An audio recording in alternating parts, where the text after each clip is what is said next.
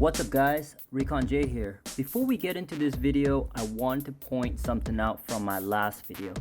So I got a lot of messages from the viewers on how to get the logos on top of the lid for white PS1 custom. I'll be making a new video on restoring a yellowed PS1 soon. So on top of that, I'll explain the process of the logo that I did. I didn't shoot a video for it, but I had some photos. So just wait a bit longer and look out for the next video. I appreciate the waiting and support from everyone, and now enjoy this video.